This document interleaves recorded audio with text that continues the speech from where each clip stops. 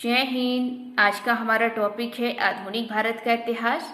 आधुनिक भारत के इतिहास में आज हम लोग चंपारण सत्याग्रह को जानेंगे, जो एग्जाम की दृष्टि से मोस्ट इम्पॉर्टेंट है। चंपारण सत्याग्रह से बहुत सारे क्वेश्चन जो हैं एग्जाम में पूछे जाते हैं।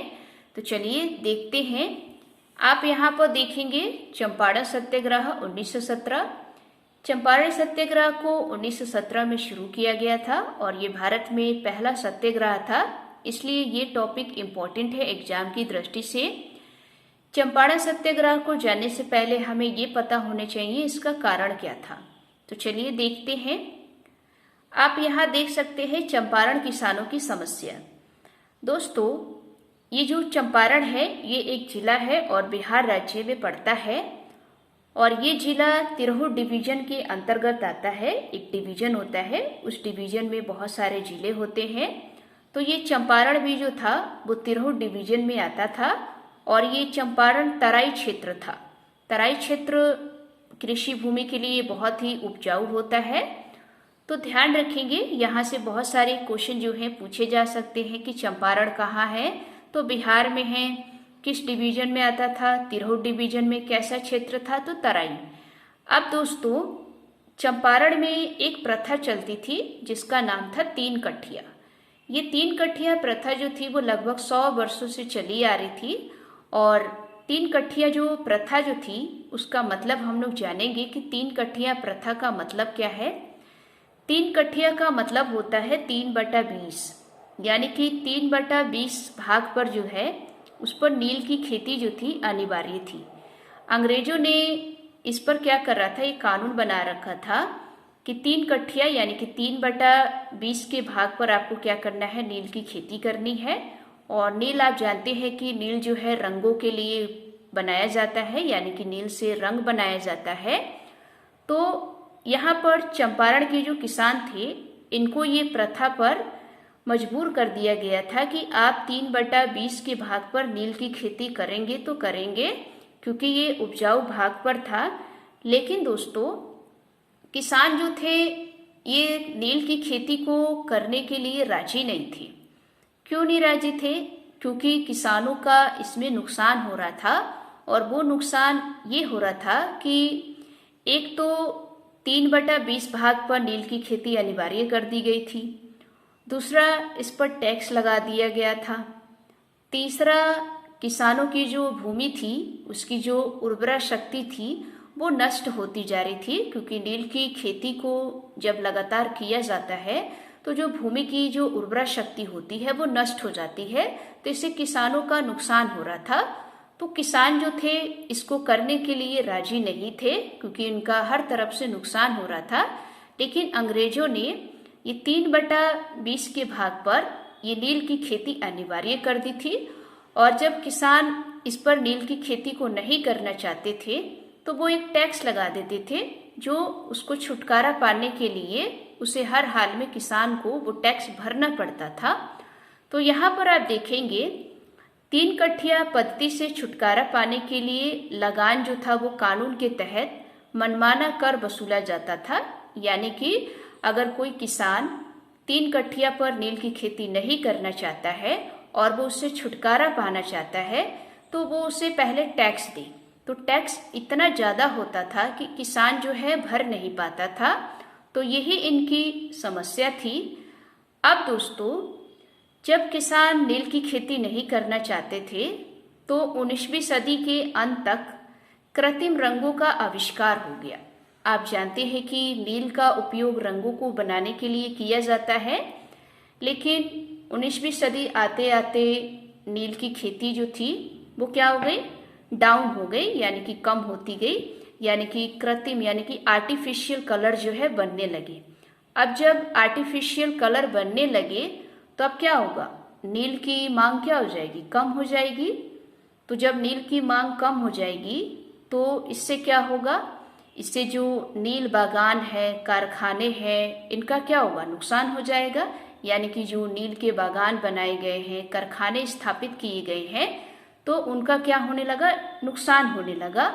तो इस नुकसान से किसान और अंग्रेज दोनों परेशान हो गए, क्योंकि किसान जो थे वो नील की खेती से छुटकारा पाना चाहते थे, लेकिन उन पर टैक्स लगा दिया गया।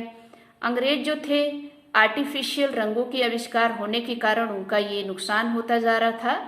तो अंग्रेज क्या करते थे, वो अपना जो नुकसान का जो भरपाई है वो किसानों पर टैक्स लगाकर निकलवाना चाहते थे कि अब हम लोग जो हमारा नुकसान हो गया है वो हम किसानों से टैक्स लगाकर निकलवाएं।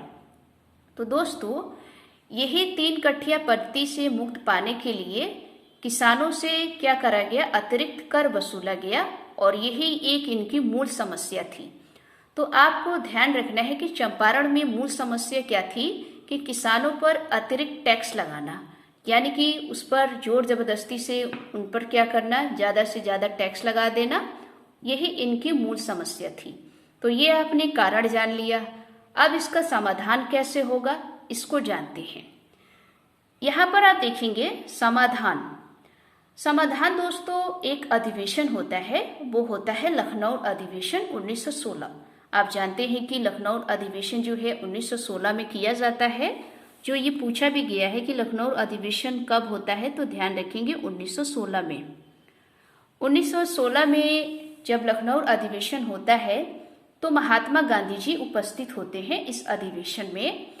और इसी लखनऊ अधिवेशन में चंपारण में जो एक बिहार है, बिहार के चंपारण बेतिया से आए राजकुमार शुक्ल, ये आते हैं यहाँ लखनऊ अधिवेशन में और गांधी जी को चंपारण आने का निमंत्रण देते हैं।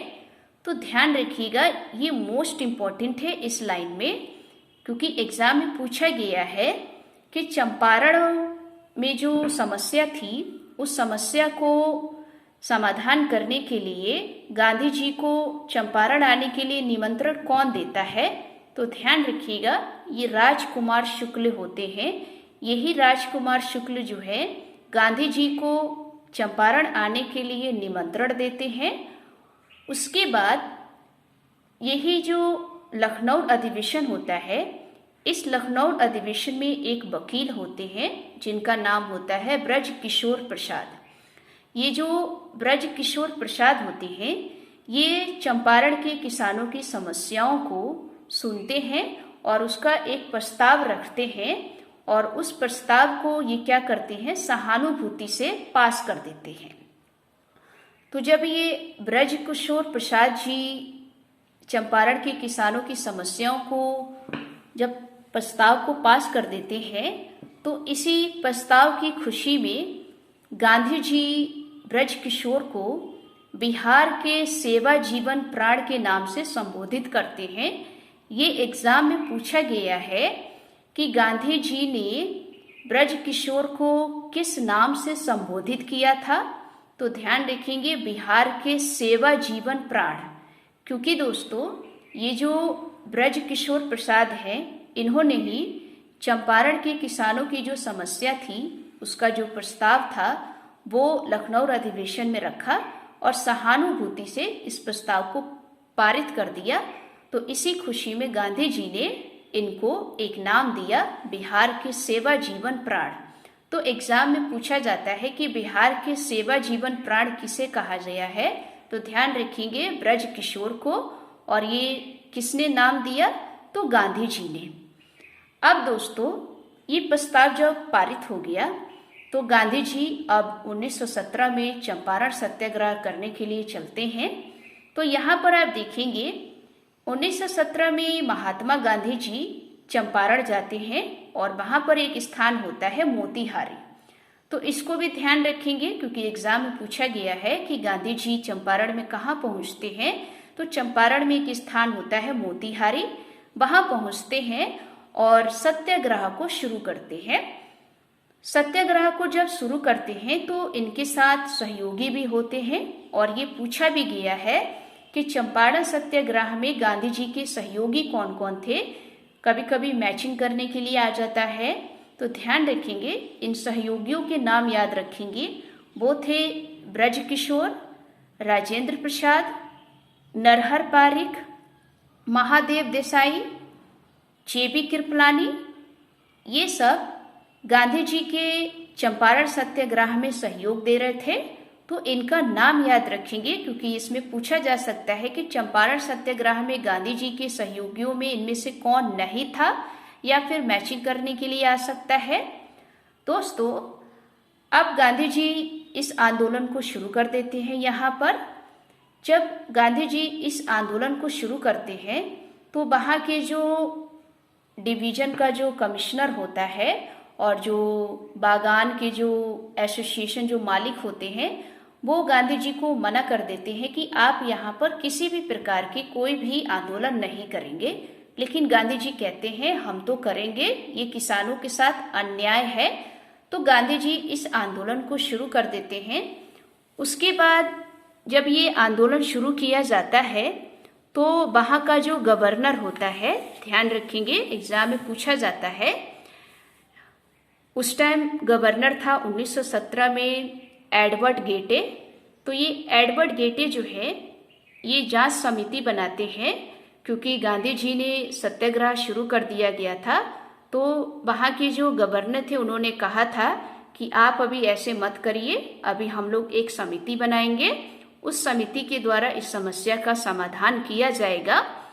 तो गवर्नर ने, एडवर्ड गेटे जो थे, इन्होंने एक जांच समिति बनाई।